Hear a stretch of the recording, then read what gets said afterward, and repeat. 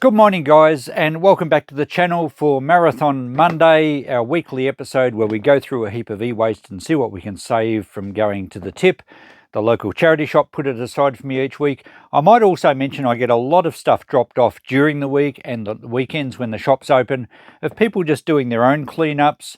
They might be cleaning out a deceased estate or something and they'll have a whole pile of e-waste or electrical stuff, quite often still in good condition, and they just drop it all off at the shop. So I usually say to people, if you take it to the charity shop, it'll end up back here anyway. A lot of people know I do this, so it comes straight to me. I'm not filming everything because I'd never keep up. It does take me a lot longer to film these processing videos than what it actually does just to process the stuff and clean it and test it and sell it. So I do a lot more stuff than what you guys see. Only a small pile from the charity shop this week, which is kind of good, but we'll see what we find. I really haven't looked at it. I've just picked it up, thrown it in a tub, brought it home, dumped it on the bench. I have found a couple of things to flip, which I like to challenge myself to do every week whilst I'm there picking up all this stuff they give me for nothing. I like to spend a bit of money there and I make a bit of a challenge of it. This week I found a little green sort of brandy balloon type glass, probably dates to the 70s or so. Green glass is quite popular.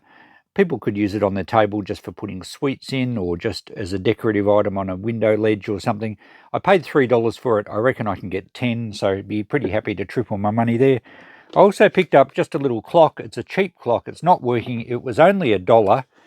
There's no corrosion on the battery terminal either end, so that's good. I'll try a battery in it. Hopefully it works. We could probably get 10 for that. Maybe even just 5. Maybe we'll just try 5. Only cost me $1, and the batteries don't cost me anything because I get them out of remote controls that come in the e-waste. So we should do all right with those two things. Let's have a look at what we got here. There's not much, as I said, and I really don't even know what I've got. So let's sort it out together. So I think that's kind of a lamp that's been dismantled. I'm not sure. And we have this thing which might be a baby bottle sterilizer. I don't know. We'll check that out shortly. And there's also a strip heater in a box. Hopefully it works fine. It looks a reasonably modern one. So, and people do still use these strip heaters. So we'll test it out, make sure it's safe. We should be able to get some return on that. The seasons are changing here. The days are getting a bit cooler. The nights are starting to get chilly, and we will be in winter soon. So heaters will sell once again. So this does look to be a sterilizer. It looks to be reasonably clean. Oh, the hot plate's a little bit stained, but that shouldn't matter as long as it works. Now, oh, there's a piece broken out of it. That's a shame. We can't really sell anything. I certainly can't put a safety tag on something that has casing broken. So that one will probably be scrap. The element does look like it's been very hot at one stage, so it may not be safe. So I'm going to just chop the cord off that one. I wonder if I can use these for anything else. Probably not. That's quite yellowed, so I think it's been heat affected. I think we'll just send all this to the e-waste crates out at the transfer station. Bit of a shame. I'd like to save as much as I can, but sometimes you just can't. These are probably very cheap to buy new anyway. I can't even see a brand on it. Oh, it's a Tommy TP one, which are fairly expensive items generally, but this is certainly well used and quite grubby. With the brake, no, definitely chop the cord off that one. So we'll just get a little bit of value for the cord. For those that don't know, a lot of scrappers do cut cords, and even they'll go out street scrapping and find stuff alongside the road that's due to be picked up for hard rubbish, and they'll just snip the cords off and walk away. It's a little bit of a shame when they cut the cords off something good and then someone finds something alongside the road that they'd like to restore and it doesn't have a cord on it. It's not hard, I guess, to put another cord on things. Value-wise, not a lot, but it does add up. So I get over $4 a kilo for insulated copper wire just like this. You don't have to strip it. Just chop the plugs off. I throw it in big wheelie bins and it adds up to a fair bit of weight. So to give you an example of what this is worth, I've just weighed that on my little scales. It weighs about 60 grams. It's only a very short cord, and I just checked, it's actually just about $5 a kilo for this at my scrapyard in Melbourne. So that equals about 30 cents. So, all right, 30 cents isn't much, but you imagine quite a large heavy extension cord, you're going to get a matter of dollars, not cents. And if I chop the cords off every appliance I get, it takes a couple of seconds, 30 cents here, 50 cents here, 80 cents here. It really does add up very quickly, and I can see why people just collect cords and cash them in as a nice bonus. It's not viable to strip to get the nice clean copper out of them because there's so much time involved, even though the clean copper does get probably about $12 a kilo now, maybe a little bit more, depends on where you are. And these are Australian dollars for those of you watching overseas. But anyway, I get some return on something that isn't fixable. I can still send the rest of it out to the transfer station as e-waste, whether it's got a cord on it or not. And I put that in my bins here. Righto, let's make some sense out of this pile. I don't know if it's just all one item. That's a little LED, just a stand, I guess, to light something up. So sometimes you see these little light stands with a little crystal ornament on them, something like that. I'm not sure if this has anything else to go with it. The power supply has something loose inside. It's quite an old unit. There's no sleeves on the pins, so it has to be at least 20 years old. Quite possible the power supply didn't come with this stand. It is a 6 volt, AC 6 volt supply. I don't know if it did come with this stand then. This thing will take batteries, so it must run off DC. I don't think that's the right power supply for this. And given there's something loose in there, we'll just be breaking that open and salvaging what we can. Alright, we can try this with batteries, I guess. See if the LED is light. I find these really good for sitting an old antique bottle on. It really highlights the bottle. It's kind of like a little individual light up stand for a special bottle. I do have a similar sort of one at the shop with a bit of a line of lights, and I put little ink bottles on them and it makes them a really nice little display. I sell a lot of bottles off that. So I guess we'll check this out. We might be able to use it at the shop as a display item. Alright, what do we got here? We've got, is this like an oil scent sort of heater?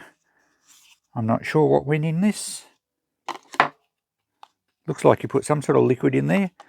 So it is, I think it is some sort of vaporizer, or just for warming, like aromatherapy, like warming certain scented oils. I'm not sure on that. Don't even know if there's any more to it, but I think that's what it is. Seems intact. Mist and light. It does take a power supply. A DC one, so it doesn't suit that other power supply.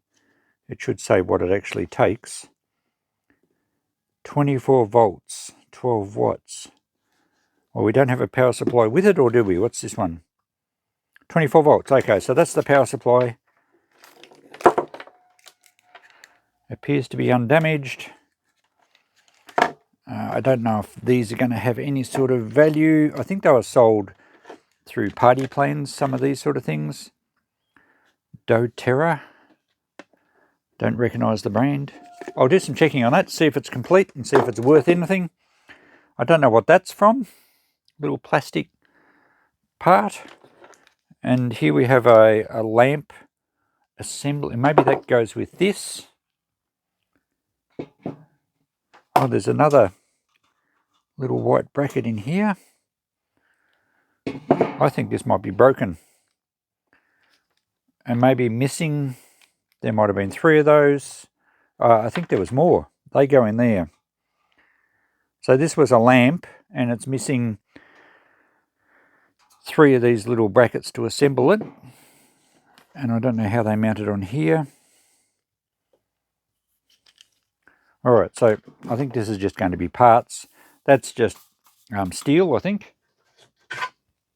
It is magnetic. I can't see any other use for this, given that we don't have any other mounting brackets for it. The little LED globe will be handy. It's the small Edison screw. I do use those in lamps from time to time. I'll possibly keep the assembly there, and the cords with the switches I do use at times. So that's just, I'll hang on to those, and that can go in our pressing steel. These brackets will just have to go in the bin. So we're not getting much value out of this lot, are we? Let's check out this heater. It's still taped up. I'm guessing it's not new. I'm pretty sure it's been used. Let's have a look at it. Hopefully it's in good condition. There's more tape on that spot. Okay. It's certainly been unpacked, but we do have the instructions here. Oh, maybe it hasn't been unpacked. Maybe it is a new one. Someone's been into the box, but is the lamp brand new? It looks it. Well, who would go to the trouble of taping it all up like this? Okay, let's open it up and see what we've got in here.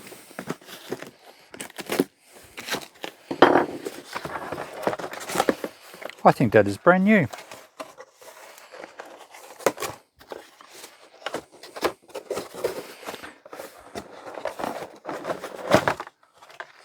There we go. A brand new Martech strip light with the string one. Oh, that's just on or off. So really we can't really plug it in. It needs to be hardwired. So it needs to be fitted by an electrician, at least in Australia it does. But there is absolutely no signs of any use. I'm sure that's absolutely brand new. We don't need to put the appliance tester on it because, well, we can't for a start unless we wire a cord up to it. But this needs to be hardwired into your house by an electrician. I'll check out what they're worth, but we can certainly sell this one. And with winter coming on, we might be able to find a buyer. An infrared strip heater made by Martech. I don't know how old it is. It's obviously sat in someone's shed for a while. Anyway, I'll check out the price for that. I'm thinking we'd probably put $20 on it. I won't repackage it completely because someone's going to want to have a look at it, and I don't want customers continually opening the box. But we can leave it with the packaging and the instructions. Mounting hardware. Very good. Oh, well, that's a nice little score. We'll get something back on that one for sure. Okay, let's work back through our items. I discovered that these little plastic clips actually clip together, and there would have only been 4 of them. But I don't have the other 2. They would have just simply pushed into the side of this metal shade, and the lamp would have been intact. So it wasn't broken, we were just missing these clips. I'm not going to be able to find them, so I'm going to keep the globe and the cord with the switch for spares. The shade itself, which is essentially the body of the lamp because it sits on the base of it, and the light just sort of hovers inside on these clips. I'm just going to send that to the tip for scrap metal. I'll throw the clips out. I'm not going to need those, and I can use the cord and the globe. We will test this gadget here, and I looked it up. It's actually called an infuser, aromatherapy oil infuser. So we'll see if it works. They do retail for around about $90 online. These ones, I don't think it's through a party plan. I think it's just an online store. So we'll plug that in through the appliance tester. It's supposed to be a light as well. Okay, where's the switches? Here we go, light.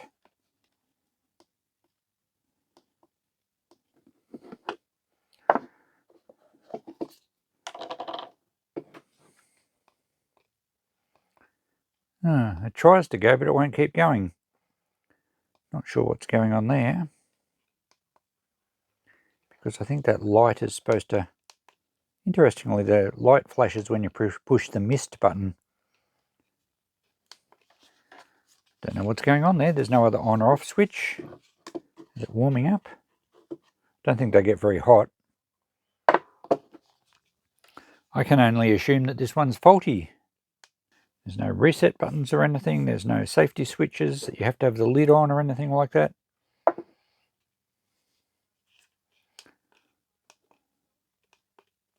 The LEDs actually work, but they just won't stay on. And I can't control the timer. Alright, there's something wrong with that. Maybe we'll pull the back off it and have a look. Let's see if we can actually work out what's going on.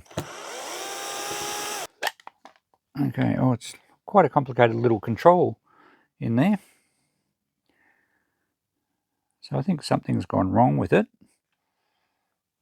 LEDs are mounted on the board there.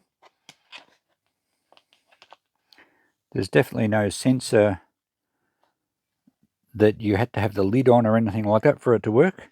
Let's power it up. It's low voltage. It's only, oh, it was 24 volts, wasn't it, I think? So the LEDs will flash, but that's all they'll do. Alright, we'll take that little board out and have a look. Unplug the little heating element. Unplug the power wires. We know we're getting power to the board because the LEDs flash. Let's get the camera a bit closer. We'll take the board out and have a look. It's got a little fan in the bottom. I don't think the fan was working. Alright, I can't see anything obviously damaged. Let's plug it back in. Let's plug these are the fan wires. I thought they were power wires, but they just go to the fan. When I push that button and the LEDs flash, the fan also pulses. So for some reason, it's not powering up. Wonder if it could have a bad solder connection. On here, I might have to get my magnifier out and have a good look at that. The capacitors don't look to have bulged or anything. It could have an issue with whatever the control thing is here. So I just had a good look at this little board and I tested the 3 capacitors. They're all fine, they're within spec. The other thing I look for on these boards is where things get hot, like whatever this thing is under the heatsink, the 3 legs are here. I don't know if it's a MOSFET or some sort of power controller. So the 3 terminals are there. I had a good look at those under the microscope, and the one this end looks like it might have a crack around the terminal. I put the meter on it and it still seems to connect, but it may break down with voltage going through it. So I'm just going to resolder those 3 pins. I have managed to fix things before purely by resoldering any pins on things with heat sinks, because when they get hot, the constant expansion and contraction of things being on and off will actually crack modern solder. So sometimes you don't always see a fault and you resolder it and it seems to fix it. I'm just going to try it on this and see what happens. So with this board under my digital microscope, we can see the 3 terminals of that device, and the one this end does look to have a bit of a fracture around. There's a mysterious line around there, so I'm going to resolder that. But I'll resolder all 3 and just see if it makes a difference. With that done, we can put the power supply back in and see if these controls work. No, we've still got the same fault. I'm assuming it's a fault. I might just quickly Google it, but there has to be something wrong on this circuit for that to happen. We can't get the fan or the lights to stay on. There's no other controls other than these 2 buttons. But we've checked the 2 most common faults on modern circuits, that being the capacitors and bad solder joints. There may still be a bad solder joint somewhere, but usually the things that get hot are the most likely culprits. I can't see any physical damage otherwise, any darkened parts or anything like that. I'm not going to start checking all the little individual components. It's just not worth it. But it was worth trying those 2 things. I might do a quick Google, but if we don't get anywhere, it'll just go in the e-waste bin. So I've just put this back together. I've had another thought that perhaps this isn't just a heating element. It might be some sort of sensor as well. And with no fluid in the tank, the unit mightn't actually switch on as a safety feature. So I've put it all back together and I've plugged it in. I'll just seat this bowl down properly once I get it in the right position. And we'll just try it again with a little bit of fluid in the actual reservoir. Okay, it's back together. Let's put some water in here. I think that should be plenty. And power it up and see what happens. And try the switch. Nothing on the light one. Oh, there we go. It works. And that turns the light off. Well, there we go. I think it's actually not a heater. I think it's a... How do we turn it off? There we go. It's not a heater. It's a ultrasonic and it sort of, I don't know if it actually gets the water hot. I don't think it even does. I think it's just ultrasonic vibrations and cause the water to bubble and create a mist. Well, that works perfectly. Well, there you go. So I've shown you how to fix something that wasn't even broken. All right, I can tip the water out. We know it works, and it's pretty cool actually. And given that they're about 70 to 80, was it maybe about $90? I forget now, I said before. I think we'll just put 10 on it. We should be able to get a good sale. It's clean enough, and all the parts are here. So I don't know if you can see that, but it's blowing out quite a lot of steam or mist. It's not hot, so it doesn't heat. It must just use the little ultrasonic vibrations and then the fan underneath, which is working fine, to blow out a mist, which I guess distributes the aromatherapy oil smell around your house. So that's a beauty. Works quite well. Don't think I need it. We'll just sell it. So this power supply with a rattle, I just tapped with a hammer and the casing just flew apart. It was so brittle. It's quite an old one, as I said. There's no sleeves on the pins. It was just an AC supply, so we basically have wires going straight from the back of the pins, and they look a little bit corroded, straight into a little mini transformer and a 6-volt output. There's no circuitry, no protection, nothing, no capacitors or anything like that. Extremely simple linear power supply. But I think the rattling piece was actually a part of the case that had broken in, so the case is certainly deteriorating with age. So no value there for me, other than the transformer can go in the transformer bin, and the wire can go with our other piece of insulated copper wire with the plugs chopped off. And those pins, some people break those pins out. Given that this case was so brittle, it'll probably just about break up in our hands. Let's see if we can get a pin out. Oh, there we go. So these pins are actually brass. You can see how brittle it was. Let's get the side cutters onto that.